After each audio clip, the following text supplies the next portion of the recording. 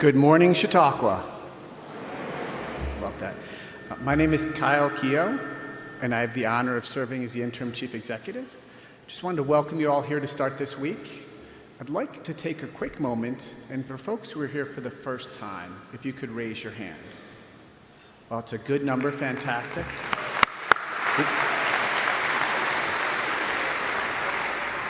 So first, welcome. Secondly, for folks around here, Chautauquans, if you could say hi to them afterwards. We are a fairly complex place. You're going to see our grid for the week and realize we have something like 300 programs available. And if you could help them demystify that and find the right opportunities to really enjoy Chautauqua, I'd appreciate it. And when we think about what the right opportunities is, it's really a match of what Chautauqua has to offer and what a personal interest is. And this week is actually a very personal interest for me. This is actually my family's lecture today.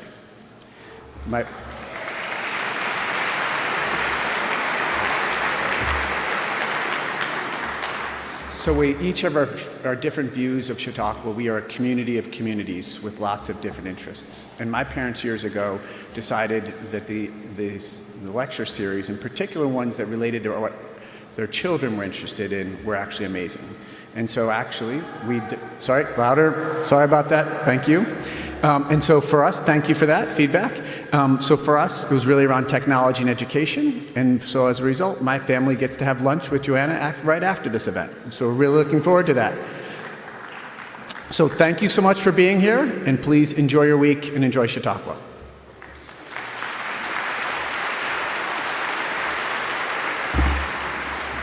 Thank you, Kyle. Good morning, Chautauqua. My name is Jordan Steves. I serve Chautauqua Institution as Emily and Richard Smucker Chair for Education, and it is my pleasure to welcome you to the amphitheater this morning as we begin week 2 of the 2026 Chautauqua Lecture Series. Before this morning's lecture, of course, I do have a few announcements. You will have a brief opportunity to greet this morning's lecturer, Joanna Stern, on the back porch of the amphitheater immediately following the program. Please note that we must limit the number of people admitted to the porch, and we ask that you keep your greetings brief. Joanna will host a book signing at 1:30 p.m. today at the Hultquist Center, adjacent to the new CHQ store. Books will be available for purchase on site. At 12:30 p.m. tomorrow, Tuesday, please consider joining us in the Hall of Christ for a special Chautauqua Master Series Masterclass titled The Science of Cooperation: How Understanding Our Evolutionary History Helps Us Build a Cooperative Future, presented by Athena Actipis, Associate Professor in the Department of Psychology and Director of the Cooperative Futures Institute, the Interdisciplinary Cooperation Initiative, and the Cooperation Lab at Arizona State University. You may register for this Master's Series session right now at tickets.chq.org or at any ticket window or desk, and we will take registrations at the door. This program is presented as part of Chautauqua's longtime partnership with the Lincoln Center for Applied Ethics at ASU, and we thank the David and Joan Lincoln family for their continued support. And I believe our ASU folks may be in the building. Will you make yourself known? Maybe not. Okay, we'll move on. As you engage with our programs this week, we hope you have a transformative experience and plan to join us again in 2027. You can view our 2027 themes already at 2027.chq.org. We are also excited to extend an enthusiastic invitation to you all in our collaborative planning process, and we ask for your ideas for speakers, artists, preachers, and topics to animate our stages and platforms inside each of those themes. As we begin to plan in earnest, we welcome your submissions again at 2027.chq.org. In addition to our in-person audience here in the amphitheater, we are pleased to welcome those of you watching and engaging with this program on our Chautauqua Institution YouTube channel. Thank you for joining us. All of you who are with us live are welcome to participate in the Q&A at the end of our program. You can submit questions at any point during the lecture via our question portal at questions.chq.org using the browser on your tablet or phone, and our amphitheater audience may also submit handwritten questions, which will be collected by the ushers after the lecture concludes. And finally, out of respect for this morning's speaker and your fellow audience members, please take a moment, reach into your pocket, pull your phone out, make sure it's on silent. Don't be that person. And this concludes the morning announcements. Welcome to week 2 of the Chautauqua lecture series titled Breaking the News, Charting a New Media Landscape. The way we produce and consume news is changing fast, shaped by established and emerging digital platforms, evolving audience consumption habits, and rapidly shifting business models. As trust in traditional media declines and misinformation rises, how do we ensure a healthy press and an informed public? During a summer in which we celebrate the 150th birthday of our beloved community newspaper, the Chautauquan Daily,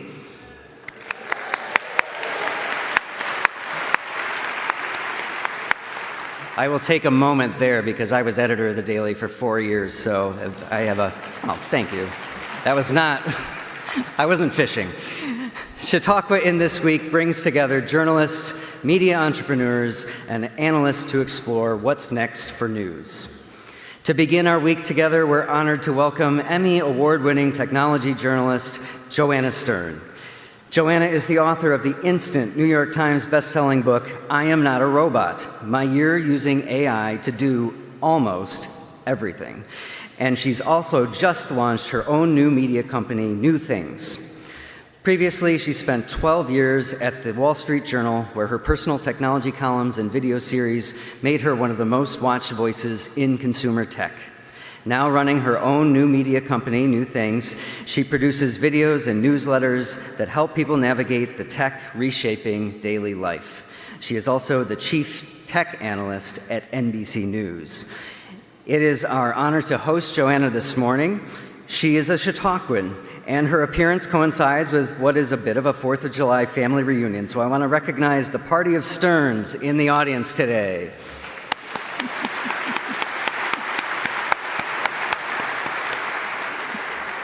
This morning's program, as Kyle mentioned, is made possible by the Kevin and Joan Keogh Family Fund. Please join me in offering the warmest of Chautauqua welcomes to one of our own, Joanna Stern.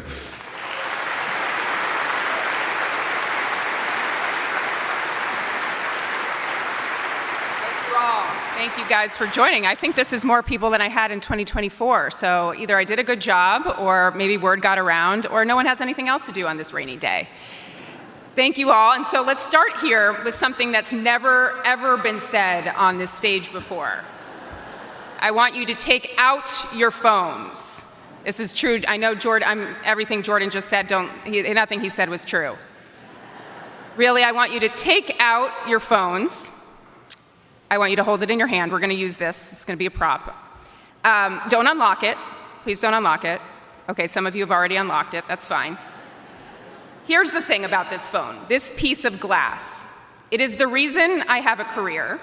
It is also the entire reason the journalism industry has had a near-death experience over the last number of years. Everything I want to talk about today, the future of news, AI, all of it starts with the thing in your hand, the smartphone technology. So keep it handy. We will come back to it. Please don't make any calls unless it's an emergency or you're ordering me lunch or someone to fix my hair in this great weather. Jordan did a great introduction to me. I am Joanna Stern. I'm a tech journalist, and I want to give you a little intro to me before we start. I was here 2 years ago in the summer of 2024, and I stood on this stage and explained artificial intelligence to you. And since then, the tech companies have been very busy building artificial intelligence, but I've also been busy. I wrote this book. It's called I Am Not a Robot. It is about my year using AI to do almost everything, including my job as a technology journalist. And see, I was very excited to come back and talk this year about this book.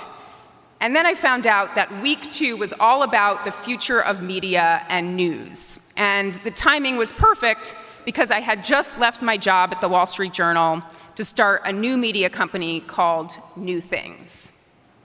And so we're going to talk about both of these things today.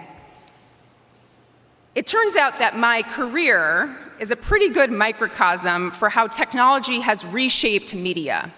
And as a tech journalist, I've lived this from both sides. I started as a magazine reporter, became a blogger, then a video host and a tech columnist at the Wall Street Journal, and now I'm an independent journalist and creator at my new company called The New Things, and I have a partnership with NBC News. And through every media and tech shift, media has moved further and further away from big institutional brands to individual voices and direct relationships and communities with individual journalists. And now AI stands to remake things again. So let me attempt to tell you a little bit about where things are going by telling you how I got here. And we're going to do this again by bringing out our phones. We're going to do some time travel together. So let's pick up our phones. Let's also close our eyes together. I know this is a first in Chautauquan history, a meditation with phones in your hand. And close your eyes and think about what your phone used to feel like. It probably had a lot of physical buttons. It had a small screen, maybe a monochrome screen. It had a scroll wheel. It might have looked something like this. You can open your eyes now. This was my BlackBerry. And so let's go back to 2006, when this was my phone. And anyone streaming at home, and if you're watching this and you're a little bit younger, this was what we typed on. We typed on these buttons. It was actually fabulous. It was wonderful. And so it's 2006, and I had just gotten a job at Laptop Magazine. I forgive you all for never having read Laptop Magazine. And so this was my first job in technology journalism. This is one of my very first articles here. It was about an MP3 player with 1 gigabyte of storage. Our phones now start at 128 gigabytes of storage. Okay, that's 128 times the storage in your pocket, which I mostly use for photos of my dog. We did have smartphones back then, right? They looked, again, like this BlackBerry. Maybe you had a Palm Pilot, Windows Mobile phone with a stylus. But the year after I started at Laptop Magazine, in 2007, this came out. This phone. You guys remember, it's so small you can't even see it back there. And so you know what, I'll let Steve Jobs take this one. An iPod, a phone, and an internet communicator. An iPod, a phone. Are you getting it? These are not 3 separate devices. This is one device. And we are calling it iPhone. I love that clip. I've watched it so many times because that line, these are not 3 separate devices. It is one device. We're calling it iPhone. That is really what changed everything. Now, the smartphone race changed my career in 2 big ways. Number 1, I was suddenly covering the most exciting technological shift in decades, maybe ever. And it became my life and career's mission to help guide people through the dramatic changes in technology in a personal and friendly way. I wanted to help people through this transition. And 2, the media that was covering it was moving alongside this technological shift onto websites, into apps, into app stores, figuring out how to do push notifications for breaking news, instant alerts about everything we wanted to know about. And I could see where this was all going, so I decided I would leave that magazine and I would go join a popular tech blog called Engadget. And at Engadget, I was working in the blogging world. And in the blogging world, you were getting out news as fast as you possibly can. It was table stakes to be a fast writer. All my peers were really fast writers, really talented, fast writers. This is before AI. Everyone was a great copy editor or a great writer.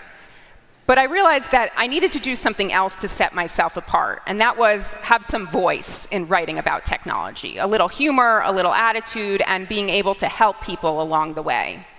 And so a year or so later, we broke off from Engadget. We went to a site called The Verge, and it was a technology media website, and we started this new site, again, covering all the latest gadgets and technology. But I also, at this point, started realizing that I needed to write but also focus on video, that our devices were starting to become media consumption devices, and that video was going to be a very important part of how we got our media, not through TVs, but through our phones. And again, I'll let Apple do the job here. Fast. And with its amazing display, you just feel like you can do more.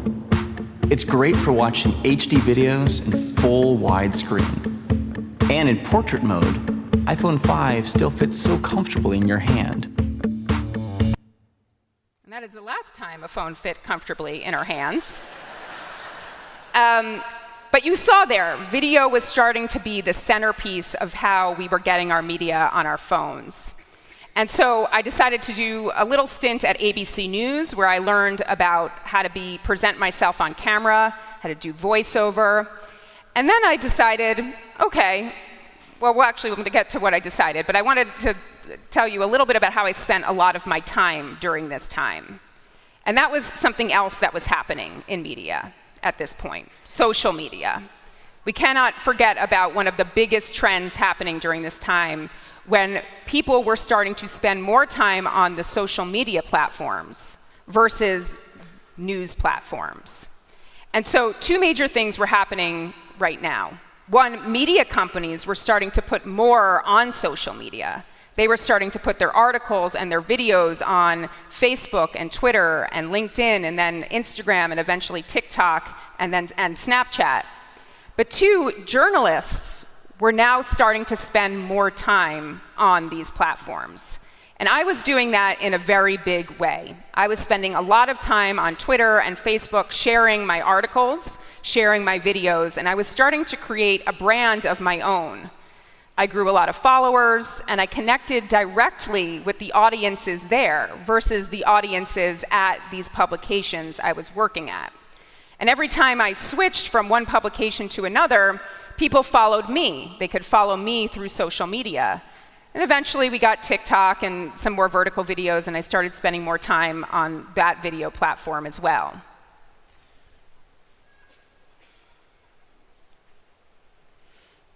And just to give you a sense of how much social media was capturing the news audience, it was in the 2010s that it really went from being a novelty to normal to get news from social media. And in 2018, 68% of people were getting their news from social media. And today, the numbers are much starker. According to Pew, 76% of 18 to 29-year-olds get their news from social media at least sometimes. That's compared to 28% of adults 65 or older, most of whom I suspect are in this room and are very happy to brag about the fact that they are not getting all their news from TikTok. There we go. Applause for no news from TikTok. I knew exactly who I was speaking to here. Very good. Okay. So following along, back to my journey here, this day really feels all about me. It's like my bat mitzvah, but I don't have to read Torah. Although hopefully you all brought me $18 checks, which is so nice of you, and you can use it to subscribe to my new newsletter after this.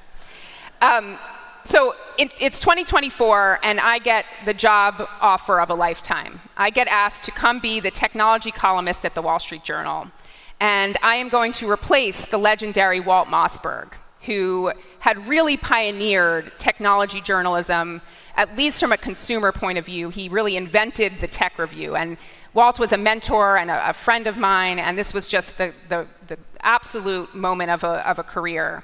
And I'd grown up in legacy media, and legacy media was still going through a lot of shifts at this time, but if you were a journalist, you wanted this job at the Wall Street Journal. And so I was handed a mandate when I got this job, which was, not only are you going to write a column, but we want you to do video. They had seen that I had been building this portfolio of video, and the Wall Street Journal editors wanted to make video more of a centerpiece of the app and of the strategy. And so I joined the Wall Street Journal, and I did a lot of video. And again, I was covering the smartphone rise, just a little bit. The iPhone 6, the iPhone 6S, the iPhone 8, iPhone 10, the bigger iPhone 10s Max, Hey Siri. iPhone 10R, iPhone 11, this is the iPhone 12, iPhone 13, iPhone 14, iPhone 15, iPhone 16.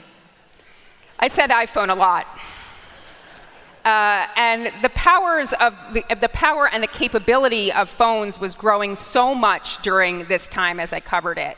And I wrote a lot of columns and videos at my 12 years at the Wall Street Journal, and I can't even summarize what that job did for me and my career. I worked with the smartest editors in the world. I had the resources to do great journalism. I learned how to write better, how to report better. I won an Emmy for a documentary I did. And I was reaching a big and trusted and, yes, influential audience through both my print columns and the videos. But something else was again happening in technology at this time. And in the last few years at the Wall Street Journal, I started to put my work in more places that went beyond the Wall Street Journal's main app. I started putting a lot of time into my YouTube videos where I was drawing millions of viewers. I launched a newsletter for the Wall Street Journal where we grew it to over 150,000 readers. These were free readers. They weren't necessarily readers or paid subscribers of the Wall Street Journal. And somewhere along the way, this clicked for me, that the tools that I had been publishing on had been radically democratized. Anyone could now reach an audience and grow a publication. There was a real business model, too, for journalists doing it themselves. You no longer needed a massive email infrastructure to launch a subscription newsletter.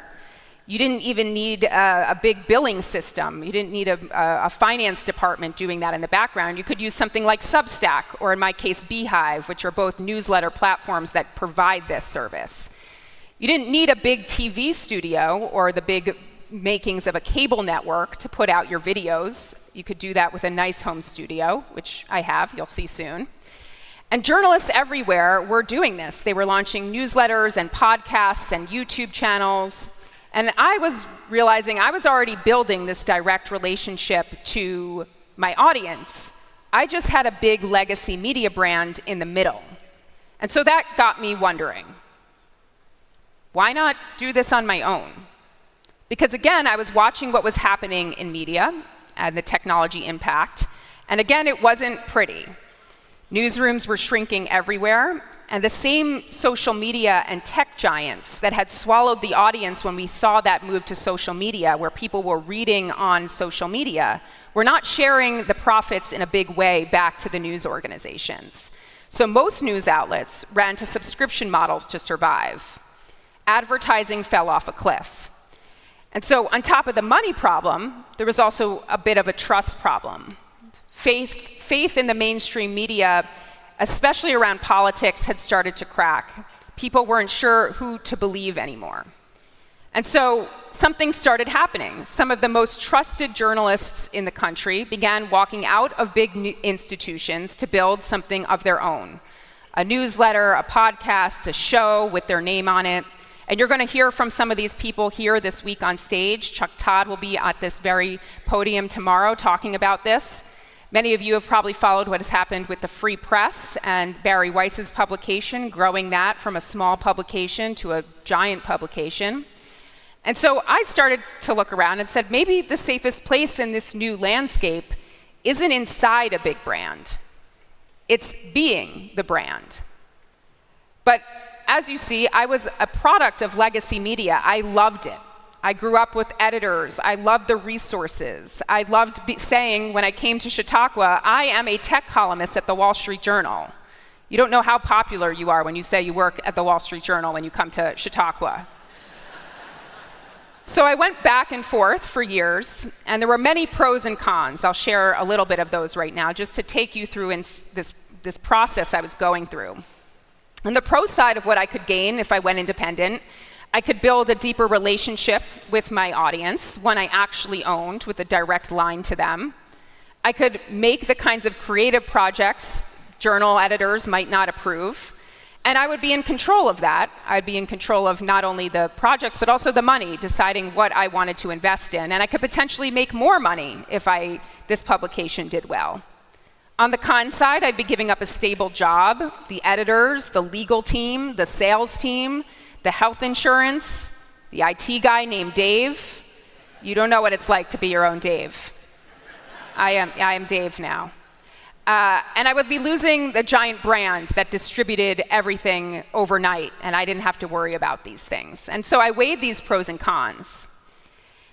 And so since I was facing this major career move, and I was also simultaneously going all in on AI for this book I was writing, naturally I just asked ChatGPT to decide for me. Do I stay at the Wall Street Journal, or do I become a media entrepreneur? This is obviously a very normal and healthy thing for a rational adult to do. It was for the book, I swear. And so here was the prompt that I gave ChatGPT. I uploaded all my plans. I had met with so many nice humans and mentors to ask what I should do. I had met with sales teams. I had pitch decks. I had budgets. And so I uploaded this to ChatGPT. I said, I'll ask you flat, what do you think I should do given what you know about these plans and what you know about me from this year? And so now you'll hear ChatGPT's response. I'm going to answer you straight, not vaguely, and not with motivational poster nonsense. I think you should go. You should quit. Not in a dramatic quitting tomorrow way, but in a planned, confident, inevitable way. 1. You are already operating like an independent creator. WSJ just routes the output. 2. You care about ownership more than you want to admit. 3. You are unusually well timed to leave. The version of you 5 years from now, she will not say, I wish I'd held on to the salary. She will say, thank God I left when I still had heat. So easy for a chatbot without a mortgage and kids to say all of that. So I did. I made the real decision, though, myself. And in January, I left the Wall Street Journal and started New Things, a media company where we publish newsletters and videos all about consumer technology. And I did it. I built a home studio in my attic. I hired a producer, a production assistant, found a sales team, found a newsletter platform, found business insurance. No one tells you how hard it's going to be to find business insurance. And we've been publishing since the end of April. We have over 100,000 YouTube subscribers already. We have over 2 million YouTube views, and we have tens of thousands of newsletter subscribers. And we also have a partnership, though, with NBC News. And this is where things are a little bit different for me, because I did not want to abandon traditional media altogether. I decided the future of media, or at least my future of media, was building something on my own, but in partnership with the legacy media world I had grown up in. I didn't want to lose the mainstream audience, and I didn't want to lose a newsroom of smart editors. So now I appear on NBC News with the videos that my company makes, showing up across digital, TV, streaming, and I get the best of both worlds. I get the independence I left for, but the reach and resources of a trusted institution like NBC. But I think through all of this, we have to talk about the importance of artificial intelligence. Because no, AI did not make the decision for me to leave. But it did give me the confidence to leave. AI, like social media and the smartphones, changed how we get our news and how I can more efficiently run a news company. Now, let's start here with talking about how AI and news were coming together and how users are getting their news from AI. And to be clear, this is more of a downside we're talking about first. And here's an example. I asked Google and ChatGPT yesterday about the president's 4th of July speech. And AI summarized the reports and handed me this answer. And I didn't have to click anything to get the answer, right? It summarized the speech, it told me about the heat wave and the problems that there was, and I was fine. I could just move along. And this is why you're seeing some of the major media companies suing the AI companies, because they are taking the news, they are taking these articles, summarizing them without sending anything back or any other type of monetary reward or monetary compensation to these publishers. Just look at this here. That's how small The links are to the Wall Street Journal and NBC News here. You need a magnifying glass to see this. You'd probably never click those links. And that's exactly actually what the data says. You guys can see that, right? They're very small. People are not clicking. According to Reuters, only 4% of people are clicking through to the original source on chatbots. And this is one of the reasons for me it started to become more and more important to establish a direct relationship with my audience through email and video and podcast channels. A friend of mine named Nilay Patel, he's the editor-in-chief of The Verge, where we started together, he calls this Google Zero. Google will send zero back to the journalistic sites and publications. But there's something happening at the same time, a bit of a twist. The same technology that we've seen there is a gift to an independent journalist like me, because it also means I can do more with a lot less. When you're building a media company from scratch, you have to do a lot of things. AI basically becomes, or can become, a co-founder. It helps me research. It helps me edit. It speeds up all kinds of busy work that I would previously be doing and not spending time on the important editorial and journalistic work. It can do forms. It can do the stuff that would eat at my day, like calendar organization of other types of data that I need to be done. And I really discovered this while writing my book. During my AI takeover, I was using a lot of AI tools throughout my life, not just for work. And I was testing these, though, with AI in journalism. And it gave me the confidence to see what types of things I could do with these tools. And so I want to take you through a few that I used while using it to make the book and build the company. And I want to be clear, you'll read this in the book, that AI did not write the book for me. There are lots of AI-written books. That is not my book. But AI did help me make the book. And so one thing I did was I created these book bots with ChatGPT and Anthropic's Claude. And these bots had access to all my reporting, my transcripts, all sorts of documents. And I think I was about 10 times more productive with these book bots. Every day I would get up and ask the book bots what we needed to be working on.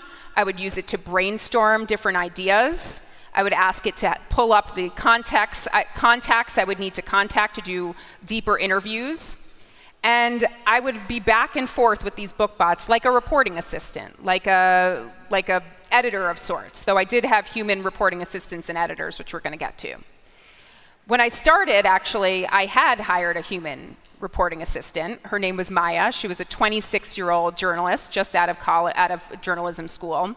And I had tasked her with digging up these AI trends. I asked her, look at healthcare, look at self-driving cars. I want to find the best contacts, pull the research for me, also get the email addresses for them, and maybe reach out to them in a few cases. And she did this at the beginning of 2025 for me, and then we needed a little bit of break. I didn't need as much research done. And then by mid-2025, when I needed another set of those tasks done, AI models with deep research had gotten so good that I didn't need to call Maya again. The book bots could do what she was doing. So in some places, in some aspects, you'll look at that as the human research assistant had been replaced by AI. But the human research assistant could now do more advanced work that I didn't need her to do, or I didn't need her to do the grunt work. She could now do more of that advanced work. I also tried out an actual AI clone, if we want to call it that, in my reporting. And I'd like to introduce you to AI agent Joanna. And towards the end of the year, a company called Otter, they're a transcription company, they built me this AI interviewing avatar. And it was trained on all of my previous transcripts from the book, so it knew how I like to ask questions. And we also made an AI voice clone. So they took a lot of my voice from my videos, from podcasts, and trained this clone to sound like me. And then I could send this avatar to interviews on my behalf. What could go wrong? And so I want to play a clip here. This is from an actual interview AI Joanna did with Eric Brynjolfsson. He's a Stanford professor who specializes in artificial intelligence and the impact on jobs. Hi, Eric. I'm Joanna Stern's avatar, here to have a real conversation with you. I want to hear your story, your experiences, and your take on the tech or trends shaping your world. Let's dive in and capture what really matters from your perspective. Would you mind sharing what's been going on? I've been talking to a lot of people about my Canaries in the Coal Mine paper.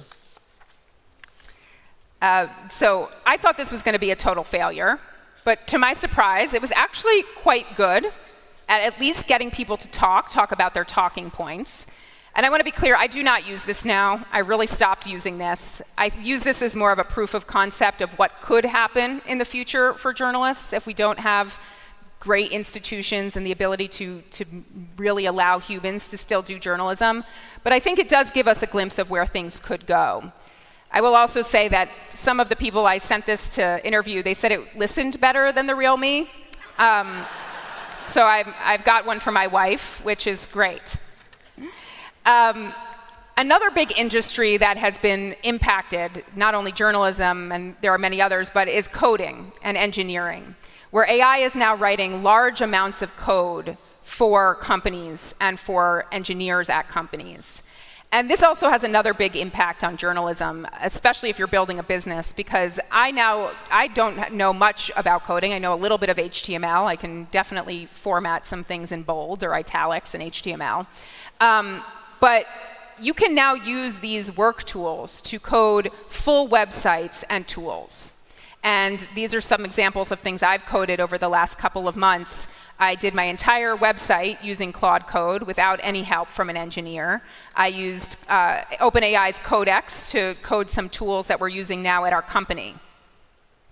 And this kind of brings us to what's happening in AI right now, which is agentic AI. How many people here have heard of agentic AI? How many know what it is? Okay, good. This is what I was hoping. Agentic AI is what we're hearing a lot about now, and you really just have to think about it as generative AI that we've seen for the last few years has been very question and answer based. You ask your chatbot a question and it gives you an answer. But agentic AI can take actions, it can make decisions, and it can complete multi-step processes on your behalf.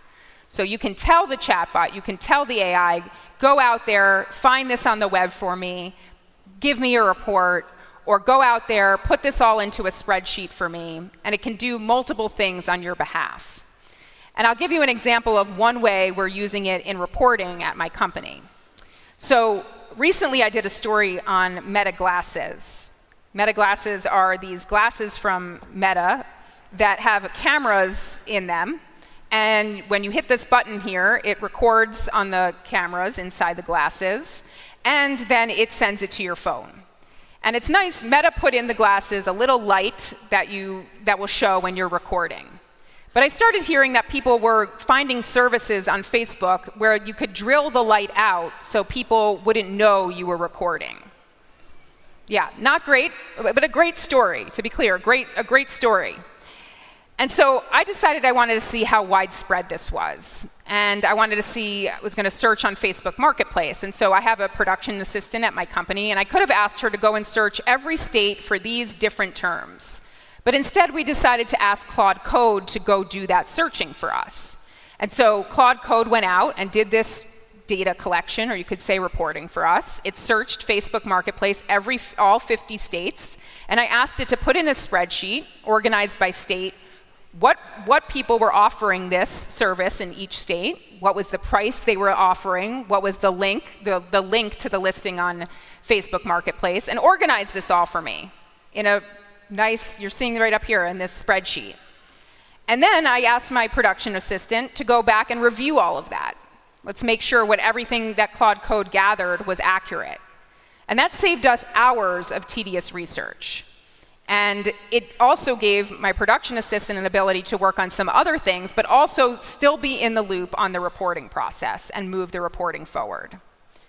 Another place I've used this is just behind the scenes. For the book, we decided we were going to run a pin promotion. If you pre-ordered the book, you could get this wonderful pin with the book, we would send it to you.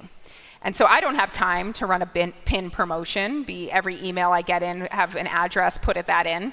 And so I built this tool using an AI tool called Zapier, where I could automate the whole thing. You would come to my website, you'd fill out this form, you'd upload your receipt, it would automatically go into a spreadsheet, and then it would automatically email me and my publisher at HarperCollins, telling us that there was a new order for a pin. And again, I didn't have any real coding experience to do this. Everything was built in the background, and it saved me a ton of time to offer this to our readers. Another place this is really happening is with the idea that AI agents will actually just work on our computers. There's a tool called OpenClaw, and this is an AI agent framework that lets companies and people create their own agents that can work at their companies or do things on their behalf. They can just message with their OpenClaw agent and say, I want you to do this list of things for me. I want you to fill out these forms, search the web, do this task for everyone in the company in the morning. And what started happening is that companies are giving computers to their AI agents. And Microsoft and NVIDIA and others are now investing heavily in this idea that computers won't just be for humans, they'll be for AI agents to use. Which is a crazy thought in some ways, but they really think this is going to happen. And so my book ends, and I wanted to end this conversation with some rules that I have for living in an AI world. And this is not only for living and working in tech journalism, I think it's for anyone living and using AI. The first is work with AI, not for it. The moment you start to outsource all the hard work and the thinking to AI, AI isn't working for you, you are working for it. You can use it to move faster, you can use it to spark ideas, you can use it to do some of that tedious work like you saw with those Meta glasses story that I worked on. But the ideas to do that have to come from you. Did AI help with some of this presentation? Yes, but it did not come up with the message or the creativity, or even as I was rehearsing it, it did not critique how I was doing this presentation and suggest things. That was coming from me and from other humans that helped me. Oh, there's number one, sorry. See, AI wouldn't have done that. 2, question the outputs. And this is extremely important when reading news through AI. AI can get things very wrong. It can misattribute quotes, it can fabricate quotes, it can completely hallucinate facts and things. You need to check the outputs. You need to click on those tiny little sources, especially around important news, and news that you are trusting to make opinions, news that you're trusting to make decisions. And 3, build your own training data. Here's the thing about AI. It is trained on human data. Everything AI knows, it knows from things humans have created before it. And reporting is, of course, data. So I can't lean on AI to find news stories about the world, to go out and report on things. I can lean on AI to help me do those things. But I can't lean on AI to do them in the way that humans have been able to. So we have to be in on the loop on that. And that's not just me, that's all of us. Every one of us is building our own training data in whatever we do, whatever profession, whatever hobby, whatever thing we do in our lives. It's our own firsthand sense of what's true, and we cannot rely on AI for that. So, I am now going to ask you to put your phones away, because by putting the phone down and talking to each other and paying attention to the real world, that's how we form our training data. That's how we as reporters tell news stories, tell the stories about the truth in the world around us. So give yourself some time away from AI, give yourself some time away from your phones, which I know that's why all of you came to this presentation today, even though I told you to go find your phone and pull it out. So yes, put away your phone, or at least, go find your old BlackBerry and submit it as an old thing to our newsletter. Every Friday, we feature old things in the newsletter. Really, all you have to do is send an email, and we try to pick from the best old things. I think it's very important, as you've seen from my presentation today, to look back at where we've come in technology. And so that is my story about media over the last decade plus. I'm really so grateful to Chautauqua for picking this topic this week. It is such an important moment in journalism. It is changing, and all of us can keep supporting the best journalism in the world, but there are now new ways to do that. Journalism still happens in great legacy institutions, but yes, increasingly it is happening in new places and through new tools and new voices. So thank you so much, and I'm excited to answer some of your questions now.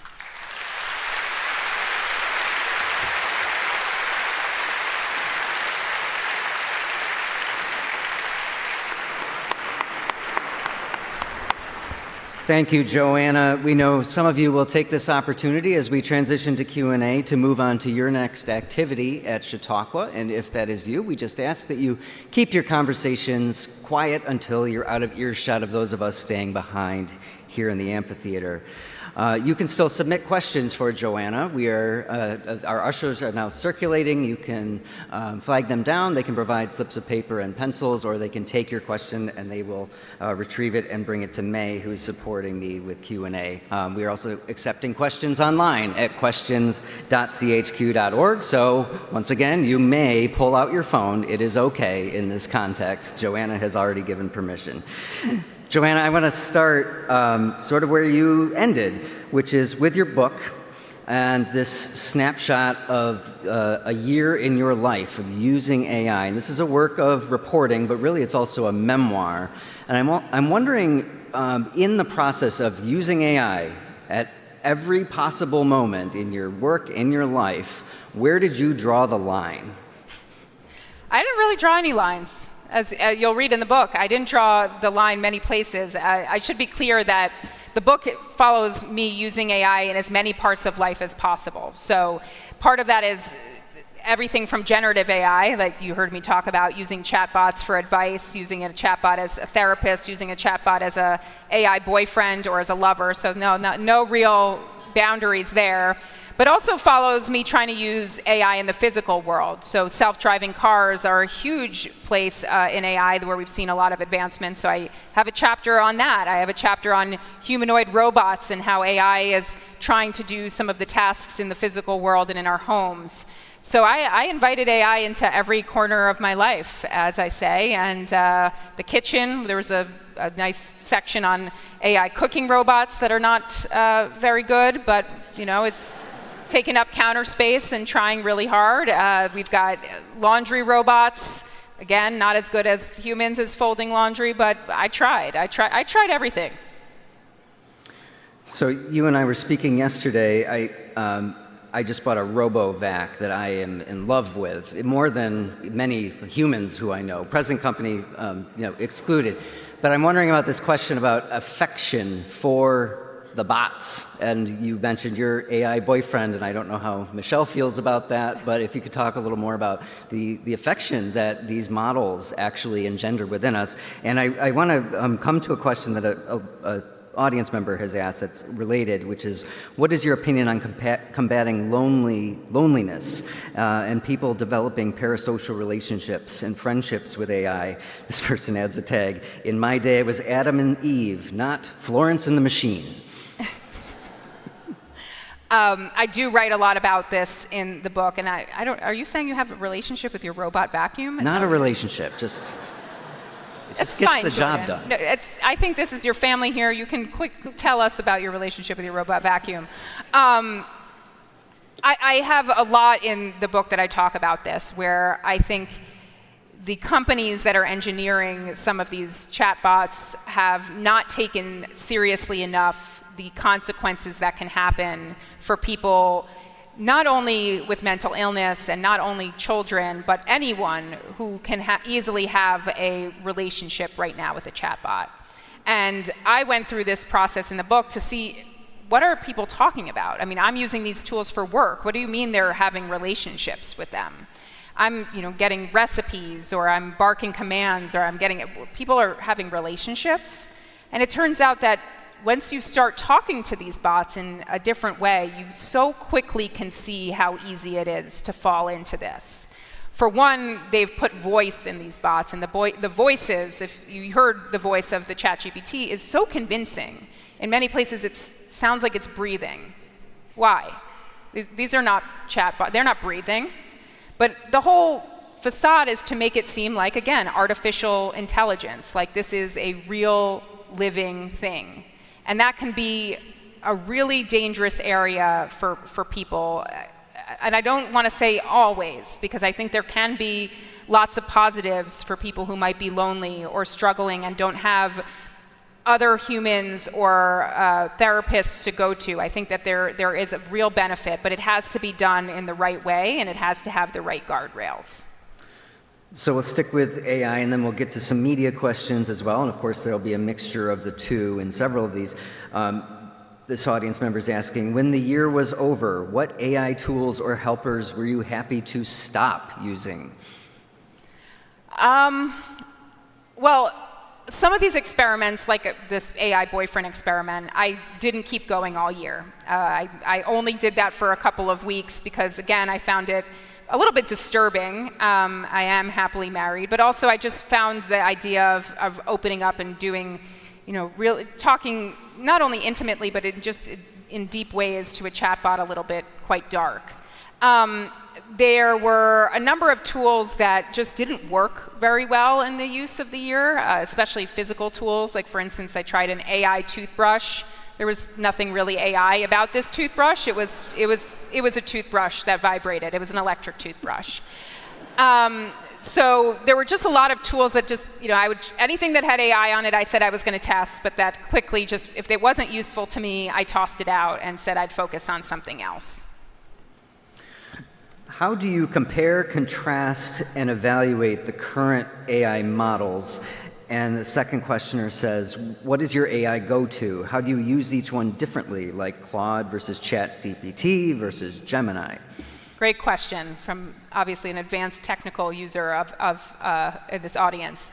Look, I can't evaluate models. I look at some of the ranking boards and watch as they come out, but the idea of a consumer tech reviewer being able to review these models at this point is just far and away. All of them just do the basics quite well. But if you're a coder or you're looking to do bioengineering or some other more advanced thing, you're going to be able to figure out which models are best by looking at some of the leaderboards. And there are lots of both academics and engineers that are investing a lot of time and effort into that.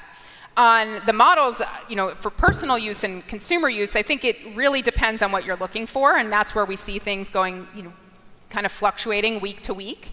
I use Claude for coding, as we saw. I use it a lot for Claude Code and updating my website, building new tools. I think the way it integrates with Google features and other things is just better than what I've seen from some of the others right now. I use ChatGPT a lot for writing, or I don't have it write for me, but it knows sort of my editing style. It also knows how to just clean up my text, and so I use it for that. This person says, I use ChatGPT's voice feature, and I found myself having real conversations with it, sometimes to process thoughts, decisions, or emotions. At what point do you think AI stops being a helpful tool and starts changing how we trust ourselves and each other? Well, whoever asked that question should read the book, because I talk a lot about the voice. I use it all the time. I think voice, and I didn't get into this in the presentation, but I think voice is going to unlock a lot of the next technology wave. We have been very focused on our phones, and obviously this presentation was very focused on the progression of the smartphone as the main computer in our life, and I don't think that will change. But I think we will get more and more voice integrated into earbuds, into glasses, into other devices, so we are now talking to AI. One thing that I started doing during my year AI takeover and continue to do is talk to AI in the car. Just brainstorming, talking about ideas that come into my mind as I'm driving. And I can go back and forth. I can ask it to add things to to-do lists. I can ask it to build out notes. And so I think that's really going to happen. And I think that this question is about more of the convincing nature of the voice, where you can end up realizing, yeah, I've just been talking and brainstorming with AI for 30 minutes and not a human. And so I think we have to also make sure that we have other humans, the people in our lives that we know. This is what I talk about in terms of my sort of artificial brainstormer, my artificial partner, and these are the things that I talk about with my human partner or my human business partner or my humans at work. And I think that both of those things are going to be important parts of our conversations. So this is back to my draw the line question, maybe a finer point on it. This person asked, how do you protect your privacy when you gave AI access to all your data? So this was a big issue that I had last year in 2025 because I could only, as I always say, AI is only as good as the data. And so if AI doesn't have that data, it's not going to provide a lot of utility to you. So I tried to be as safe as I could in certain areas, certainly around medical. I have a big section of the year where I tried to ask, or actually asked all year, ChatGPT questions about any ailment that I had, any ailment that was happening in my house, anything that was happening to my dog, anything that was happening. I said, we're going to ask ChatGPT first, and then we're going to go see what the doctor says. And so when I was working specifically in sort of medical records and using that and uploading that, I was very careful. I always stripped out any personally identifiable information. I tried to use the temporary chat modes, which are modes in ChatGPT and Gemini and Claude, where they say it's an incognito mode, it's not remembering anything about you. Though every time I write this, people tell me the companies are still clearly remembering everything about you, so it really depends on your trust with these companies. But so I was trying to do this, but overall, you really do make this decision when you're using AI. How much information am I going to give over, and how much do I feel comfortable with?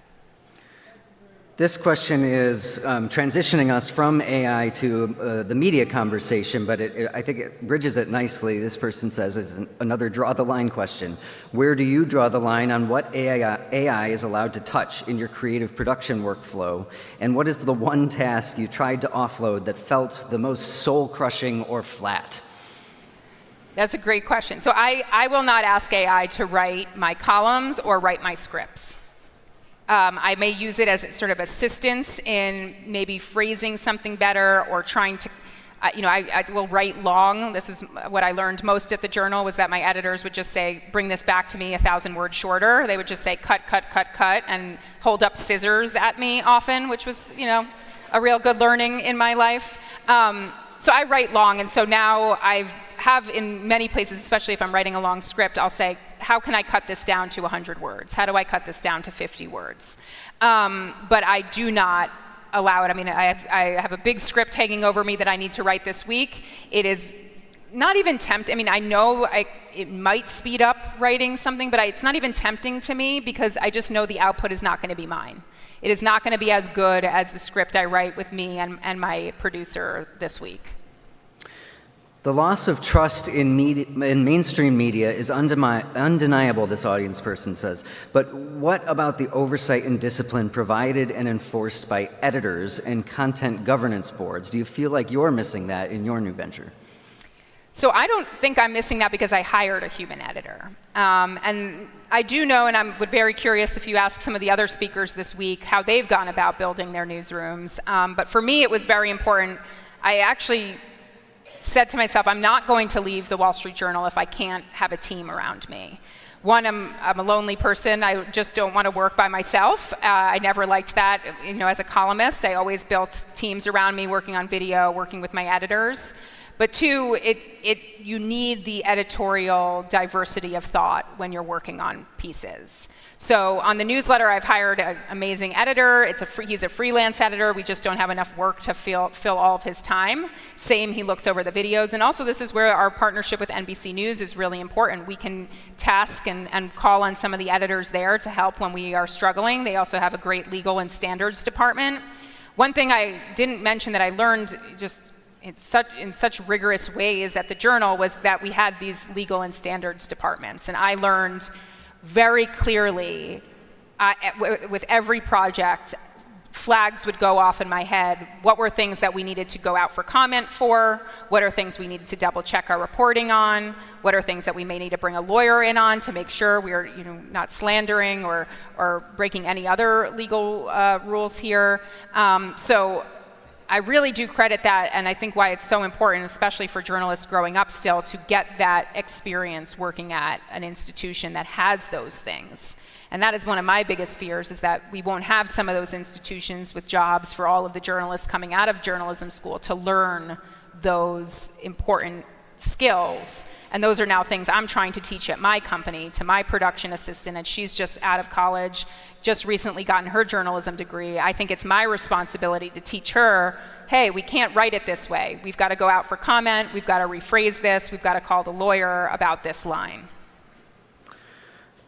As a journalist from pre-AI, what skills to do your job would be more difficult, do you think, to acquire today, given the availability and ease of use of AI? Well, some things are just going to go away. Like when I was a journalist starting out at Laptop Magazine, one thing that I was often tasked with was taking my editor's transcripts and transcribing them, right? He would hand me a tape, or he would hand me a digital file that he had put on and said, can you transcribe this for me? And that is one skill that's just going to go away, right? AI can transcribe things at a speed and an accuracy that humans just cannot do.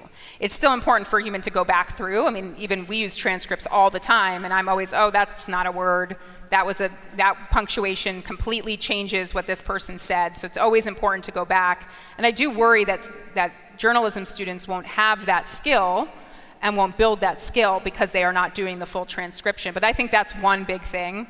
Another, I would say,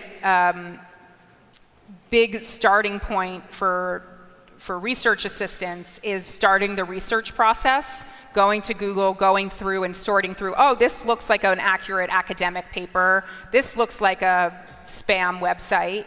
That process now is just going through AI. The first step for reporting assistants is often, okay, I'm going to use ChatGPT and ask them to pull me the last 10 articles on this, or pull me the last few papers on this topic. And so I worry about that going away. I think it will go away. This questioner is noting that you didn't mention algorithmic manipulation on social media, and is asking, what are the ethics of encouraging humanity to look to social media for news and information? I didn't hear the last part of that. You're right about these dead zones. Yes. What are the ethics of encouraging humanity to look to social media for news and information? And it started with a mention of the algorithmic manipulation on social media. Yeah, I mean, the algorithmic manipulation was one of the reasons I wanted to start my own company. I was starting to see that, yes, the Wall Street Journal had a very big audience, but I was going out, and especially on newsletter lists, and I was realizing being able to communicate via email with an actual person, and where they have a feed every day of their emails, is a lot better than a feed that is manipulated by a big tech company. So the inbox became very important for me for realizing this is a place that I can really connect. You know, I worry on YouTube, for instance, I'm very reliant on the algorithm. Videos can live or they can die if the algorithm doesn't pick up on them. Now, that's why it's important to sort of grow the subscriber base there, but this is a big issue that has been plaguing the entire journalism and media industry for the last 15 years as X and Meta and YouTube have controlled the pipeline to how we get information. And so this audience sitting here likely goes directly to the New York Times, the Wall Street Journal, the NBC, the CNN, whatever insert big media publication you go there probably 1 or 2 times a day. That's not what's happening with the younger generation. The younger generation is getting the news through these feeds. And so you have very little control of how that gets to them. 2 questions here that I'll combine. Someone's asking, what do you think about the news media consolidating and being owned by a few? And do we still need mainstream media? And if so, how do we preserve them? Well, I'll answer the first question first. We do still need mainstream media. These large institutions are how we get to cover the biggest stories of our time with the most resources and with some of the best journalists. It is not the only place we will get. And I hope you will hear that here this week. It wasn't the topic of mine, but I thought it was very important for me to explain, for me specifically, that NBC News partnership and why that was so important to me. So we absolutely need it. I just listened to a podcast with the CEO of the New York Times, and it's absolutely clear that is what they know they need to protect while they diversify revenue and other types of business for them. I would say that the consolidation is worrisome, of course, especially in that, as we know, many of these publications are now owned by billionaires who have their own political motives. I'm sure you're going to hear somebody else talk about that on stage this week. Jordan told me I didn't have to talk about that. But I'm obviously concerned about it, and I think this is, again, one of the main things that I hinted at in the presentation, why you are seeing this growth in independent journalism. People feeling like this is your business, you are not controlled and manipulated possibly by a billionaire. By the way, this is alleged. I think that also the media can blow out of proportion some of what might be happening within these institutions. This questioner's noting that there have been several efforts sort of hinted at over the years in government at the federal level, especially. Would breaking up the big tech companies help with the quality of our news? I think it depends on how we would see that being regulated. And all the proposals when we've talked about how the big tech companies would be split up, I'm not sure it would really benefit. Like we think about breaking off Google, well, that's breaking off Google from its advertising business, and yes, that would help, but we'd still have one central place where most people were getting their news from, or getting their information from, that being Google proper. Same with Meta. I mean, there have been proposals of how we would break up a company, again, separating off the advertising unit from the other parts of the business. I think that would just be another one. I think that we have gotten to this point where we are seeing a backlash against social media, but we have gotten to this point where people just love these feeds. They believe that this central feed of connecting with their friends, their news organizations, their influencers of whatever sort, this is how the news comes to them, and I'm not sure breaking up any of these companies will solve that problem specifically. The independent media creator ecosystem has grown alongside the do-your-own-research movement, which relies on or allows the reader to decide who to trust. How do you expect or encourage news consumers to make good choices? This is a tough thing. I think one thing that we're seeing is obviously peers in this industry recommending others. This is a really big part of the sort of creator journalism experience where you see, and I'm very thankful for that because I've been able to go on friends' podcasts and get recommendations through other people's newsletters. So I think a lot of us are sort of building communities around our businesses, and I think we'll probably see more of that happening. At least that's what's happening in tech journalism. A number of my friends and peers who have gone independent in tech journalism sort of starting to recommend each other and supporting each other. It's happening obviously also in the political independent journalism space. Look, there's also the chance that we all, end up consolidating and we get big media all over again in a few years, and then, this was all a fun experiment. I like this question. What are the implications for old-fashioned people like me who never enter social media or the AI universe? In fact, aggressively refuse that world. Are we missing something?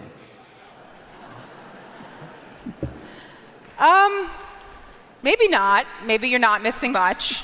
I think what has started to happen, though, is that some of these legacy brands have started to lose some of their best talent.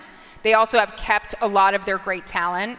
But many of you might have you've seen some of your top columnists go someplace else or go start their own Substack. And so if you miss the writing of that person, you miss the personality, you miss the thoughts and the deep opinions or the deep research or the deep reporting of that person, well, then you're probably missing out on that now. And so you may want to go follow them. You might want to say, okay, I'm going to go get that Substack, or I'm going to go subscribe to Joanna's newsletter because I loved her so much at the Journal. And I'm seeing that happen, which I'm really encouraged by. Do I think I'm going to get all the thousands and thousands of subscribers I had at my previous newsletter? Not right away, but I do think some are being open-minded and saying, I'm still going to read this traditional Wall Street Journal. I'm going to still read the New York Times. I'm still going to read the Atlantic, but I'm going to go follow that person because I liked them. Have you considered the environmental impacts of AI use and as part of the conversation when thinking about when to use AI versus save the task for humans? Yeah, I think about this, and this is in the book quite a bit. Our use of AI is very different than the big energy sources that are being used to train AI. I explained in the book there's AI training of these large language models, massive models where they're using enough energy to power thousands and thousands of homes for years sometimes. And then that's the training process. That's the model you're using in ChatGPT or Gemini or Claude. And then there's what's called inference, which is when you go and use the model, when you type in something and it goes and uses that. And that uses considerably less energy.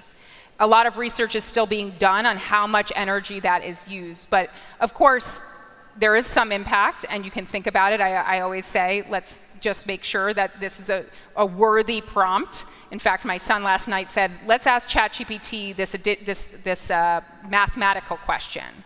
I said, why would we not use a calculator? A calculator would work for that. First of all, ChatGPT could get that wrong. And second of all, we don't need to use any energy to use the calculator. We need to use like a tiny bit of battery energy from our phones, very little. So I think it is important to think about what is the task you're asking, is that worth it? But there's also quite a bit of misinformation about, every time you go and ask ChatGPT that recipe, it's using gallons of water. That's not true. The researchers are still obviously trying to figure out specific amounts. I tried to do a reporting project on this last year at the Journal. I did get some stuff, but they don't have specific amounts of water usage or energy usage per prompt. And again, just if you leave here remembering anything, remember that those prompts you do is called inference, and that uses far less energy than the big training of the models. When and how do you, tech columnist Joanna Stern, know when AI is hallucinating? And do you use an AI detector like Pangram in your editing process? I don't use the AI detector in the editing process. Well, I do for maybe if I'm editing somebody else's work that they've submitted to me, because we have our own standards, and I don't want to be publishing AI work that I don't know has AI in it. If we're going to, we're going to tell the audience. But for me, I'm not using AI to generate words and any publishable content, whether it be scripts or articles from scratch. You might get an email from me that's generated by AI, I'm not going to lie, but it's not a full article. What was the first one? The hallucinations. The hallucination, look, you have to go to the primary sources. I mean, this is a tool to go help you find primary sources and sift through looking for 15 different blue links, but it is not a replacement for clicking some of those links. I mean, I did this here in this presentation. I looked at the Pew data. I went to the Pew website. These are important steps you have to take as you are creating the work. There are also times where it's going to hallucinate and you're just not going to realize. But this is why my rule number 2 was to question the outputs. So a reminder to our audience that Joanna will be signing copies of I Am Not a Robot on the porch of the Hultquist Center at 1:30 p.m. We will have books for sale there. A questioner, and this is in the book, but maybe you can speak to this, is what did your kids and family think of your AI year? They're very happy it's over. My wife, who's sitting here, is very happy it's over.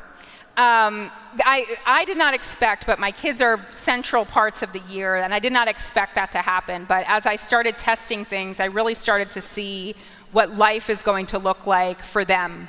I started to see these tools through their eyes, whether that was we went on a vacation, we went on our Waymo fun vacation in the book. That's where we went to Phoenix to test Waymo self-driving cars for a week, and the kids came. And it was very eye-opening, truly, to see how quickly they adjusted to a machine and robot driving them around. And the idea that that will just be the norm in their lives as they grow up. Similar with introducing them to humanoid robots and other types of robots and how they want them to work. They're not scared of them. I think the biggest learning I had with my kids through this all, though, was around that relationship, the loneliness part. My biggest fear, as I say, is that they will form attachments to chatbots. I do want to do everything in my life to make sure that does not happen. There are kids' toys. As we tested, there was a kid's stuffed animal with a chatbot embedded. And it is created just so your child can have a conversation on end with a stuffed animal. And I was really happy when my son really wanted to beat the crap out of it, because that's what I wanted to do. So yes, there's a lot about parenting. I am not a parenting expert, but I have learned a lot about how we can, and talking about questioning the outputs. Whenever they are using ChatGPT with us now or any other model, I say, we need to double check what that just said, if that's true. And so I think there's a lot that has to change in terms of how we show our kids the right way to use these tools. Our last question back to the media side of things, since this is the Breaking the News week. Joanna, you wouldn't do this work if you didn't like and feel optimistic about journalism, about tech, about social media, about AI. Can you leave us on an optimistic note? What do you like about what you see coming down our way? The weird thing that I think I'm optimistic about is how many people have seen the commencement speeches where students are booing when they say AI? Yeah, it's oddly optimistic for me when that happens, because it means that the students, that we as people, and especially at a generation, are thinking critically about technology. They are not going to just get swept away in algorithms and AI. This next generation is actually saying, maybe we have too much technology, or maybe we can control how much technology we use in our lives. And so my hope is that in my work I can help people do that. I can help people understand this technology, but I think it's very encouraging that we have kids booing some of this technology now and speaking up for what they believe in and what they don't want big tech companies to do. Please help me thank your fellow Chautauquan, Joanna Stern. Thank you all.